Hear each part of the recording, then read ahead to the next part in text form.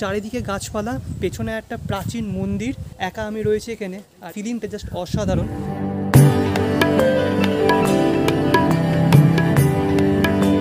আপনার ধরুন এই মন্দিরটা স্থাপিত হয়েছে 1915 সালে।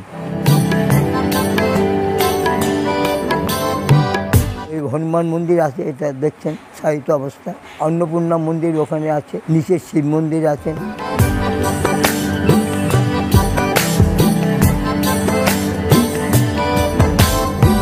এই যে শিবলিঙ্গ, এই শিবলিঙ্গর ঘর থেকে কিন্তু ডাইরেক্ট নন্দীর যে মূর্তিটা সেটা দেখা যায়।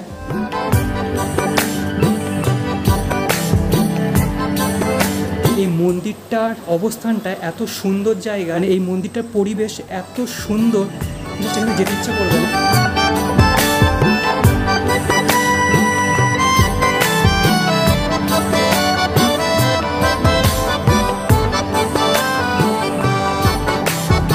বন্ধুরা কেমন আছো তোমরা? আশা করি ভালো আছো। তো টেম্পলস অফ বেঙ্গল নামে যে সিরিজটা আমি শুরু করেছি, সেই সিরিজে অনেক মন্দির দিয়েছি এতদিন পর্যন্ত, বাট আজকে যে মন্দিরের খোঁজ তোমাদের দেব, সেই মন্দিরের বিগ্রহটা একদম অন্য ধরনের। এতদিন পর্যন্ত তোমরা দেখেছো যে বিভিন্ন মন্দিরের বিগ্রহগুলো দাঁড়িয়ে আছে বা বসে আছে পুজো মণ্ডপের বেদিতে, বাট আজকে যে মন্দিরে এসছি সেই মন্দিরের বিগ্রহটা শুয়ে রয়েছে। এরকম ধরনের বিগ্রহ অন্য কোথাও আছে কিনা পশ্চিমবঙ্গে বা ভারতবর্ষে সেটা আমি জানি না। তো তোমরা যদি জেনে থাকো তাহলে অবশ্যই কমেন্ট বক্সে কমেন্ট করে জানিও। হনুমানজির মন্দির ছাড়াও এই মন্দির ঘিরে কিন্তু অনেক মন্দির রয়েছে, যেমন অন্নপূর্ণা দেবীর শিব মন্দির, ঠিক আছে, রাধাকৃষ্ণের মন্দির। শুরু করা যাক, কিন্তু শুরু করার আগে একটা কথা বলে দিই যে যারা যারা নতুন আমার চ্যানেলে তারা ফটাফট সাবস্ক্রাইব করে নাও, আর ভিডিওটা দেখে যদি ভালো লাগে তাহলে অবশ্যই লাইক, কমেন্ট, শেয়ার। শুরু করা যাক আজকের ভিডিও। আমি এখন আছি মদ্রাল হনুমানজির মন্দিরে। এই মন্দিরটার কিন্তু প্রচুর ইতিহাস আছে, আর এই মন্দিরটা ঘিরে কিন্তু আশেপাশে প্রচুর মন্দিরও আছে। সব কটা মন্দির কিন্তু তোমাদের ঘুরে ঘুরে দেখাবো। লোকেশনটা আর টাইমিংটা একটু পরে তোমাদের জানাচ্ছি। সবার প্রথমে চলো মন্দিরটা আগে তোমাদের দেখিয়ে নিই। আচ্ছা, এটা হলো মন্দিরের এন্ট্রান্স, আর একদম এন্ট্রান্সের সামনে গণেশ ঠাকুরের একটা মন্দির রয়েছে, দেখতে পাচ্ছ। আচ্ছা, এই গণেশ মন্দিরের ঠিক পাশে কিন্তু এখানে অনেক ছোটো ছোটো দোকান আছে। এখন আপাতত দুপুরবেলা, তাই দোকানগুলো বন্ধ রয়েছে। এই দোকান থেকে পুজো দেওয়া সমস্ত পুজোর উপকরণ পেয়ে যাবে। একটা শৌচালয় রয়েছে পুরুষ এবং মহিলাদের জন্য, উভয়ের জন্য। যে গণেশ মন্দির ঠিক সামনেই রয়েছে হনুমানজির মন্দিরটি।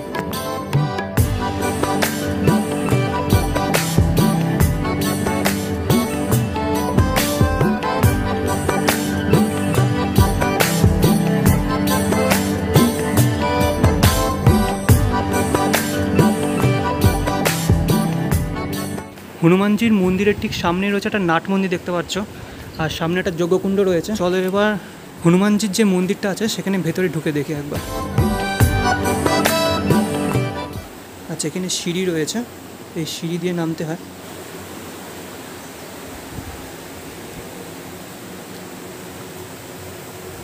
আর এই হলো হনুমানজি এখানে শুয়ে আছে। যেমনটা বলেছিলাম তোমাদের যে এখানকার হনুমানজির যে বিগ্রহটা সেটি শয়ন অবস্থায় আছে।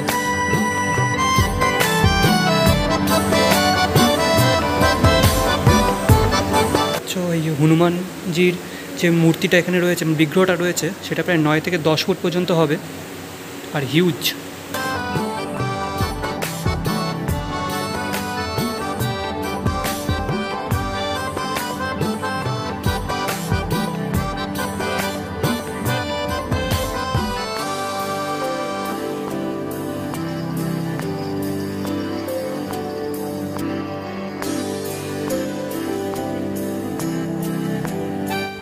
আমার নাম ধনঞ্জয় দাস। 2011 নভেম্বর কাজ করি এখানে। আমি এখানকার একজন শ্রমিক। আর আপনার ধরুন এই মন্দিরটা স্থাপিত হয়েছে 1915 সালে। 1915 সালে স্থাপিত হয়েছে। এই মন্দিরে যা দেখেন, এখানে একটা এই হনুমান মন্দির আছে, এটা দেখছেন সাহিত্য অবস্থা। অন্নপূর্ণা মন্দির ওখানে আছে, অন্নপূর্ণা মন্দির।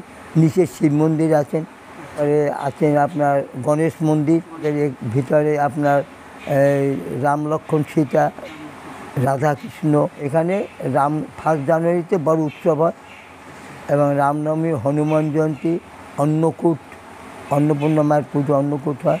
আর 8-10টা অনুষ্ঠান হয় আমাদের মন্দিরে। আচ্ছা, এই যে মন্দির, এই মন্দিরের পাশে এখানে গেট রয়েছে। এই গেট দিয়ে তোমাদের যেতে হবে, এই গেট দিয়ে তোমাদের যেতে হবে। ওই যে অন্নপূর্ণা মন্দির দেখছো, ওখানে যাওয়া যায়। এই যে হনুমানজির মন্দির, এই সাইড দিয়ে আমরা আসলাম। এখান দিয়ে একটা পথ রয়েছে, দেখতে পাচ্ছ। এখান দিয়ে তোমার পাশে বেশ সুন্দর পার্ক করা রয়েছে।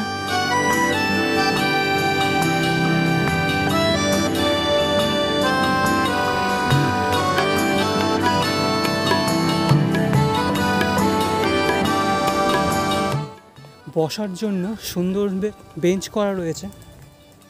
আর এই পাশে হলো আমাদের মা অন্নপূর্ণা মন্দির।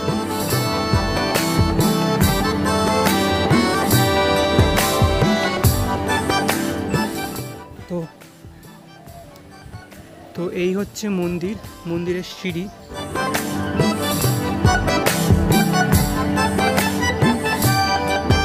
গায়ে দেখতে পাচ্ছ বিভিন্ন সাপের মূর্তি রয়েছে। এই স্ট্রাকচারগুলো দিয়ে দেখতে পাচ্ছ বিভিন্ন সাপের মুখ বেরিয়েছে। আর রেনোভেট করা হচ্ছে, রেনোভেট হয়ে যাওয়ার পরে আরও সুন্দর লাগবে দেখতে।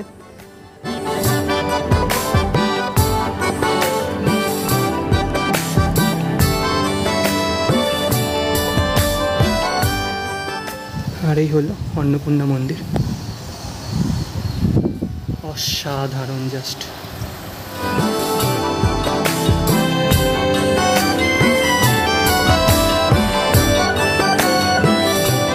অন্নপূর্ণা দেবীকে ঘিরে বিভিন্ন দেবদেবীর এখানে বিগ্রহ করা রয়েছে মন্দিরের দেওয়ালে।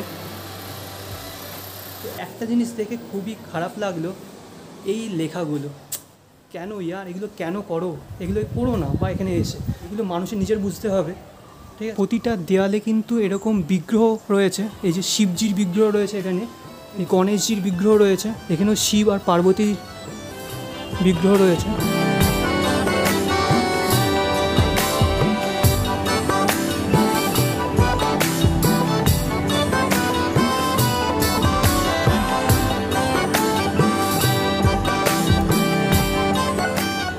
এই অন্নপূর্ণা মন্দিরটা দেখালাম। এবার এই অন্নপূর্ণা মন্দিরের নিচে একটা শিবলিঙ্গ আছে, সেই শিবলিঙ্গটা গুহার মধ্যে দিয়ে যেতে হবে। তো চলো সেটাও তোমাদের দেখিয়ে দিচ্ছি। দেখছো জায়গাটা কিন্তু খুব সুন্দর করে তৈরি করা, মানে একতলা দুতলা টাইপের, ঠিক আছে? এখানে দেখছো পার্কটা রয়েছে, তার উপরে একটু উঠে সেই সিঁড়ি দিয়ে গিয়ে এখান দিয়ে মন্দিরটা। তো চলো এবার প্রথমে গুহাটা দেখিয়ে দিচ্ছি তোমাদের।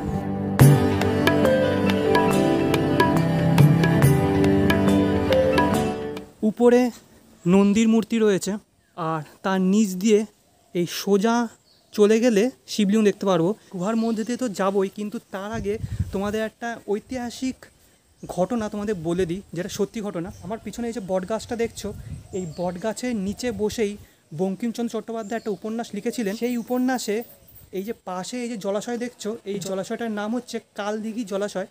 এই কালদিঘি জলাশয়ের কথা বঙ্কিমচন্দ্র চট্টোপাধ্যায়ের উপন্যাসে কিন্তু আছে। এই বটগাছটা এটা 150 বছরেরও বেশি পুরনো।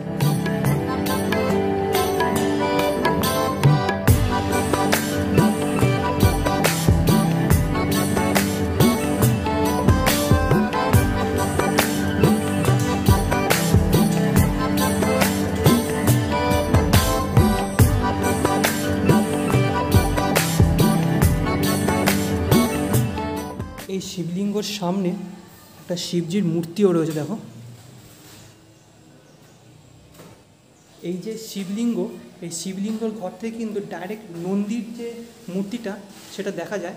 ওই যে ফট করে যখন চোখ গেল তখন মনে হলো যে নন্দী যেন এদিকেই তাকিয়ে রয়েছে, মানে গার্ড দিচ্ছে এই শিবলিঙ্গটাকে। তো অসাধারণ জাস্ট আর্কিটেকচার। আমি তোমাদের এই যে ওপর থেকে দেখালাম, আর আমি এখন নিচে আছি, মানে এটা বলতে পারো একটা আন্ডারগ্রাউন্ড, ঠিক আছে?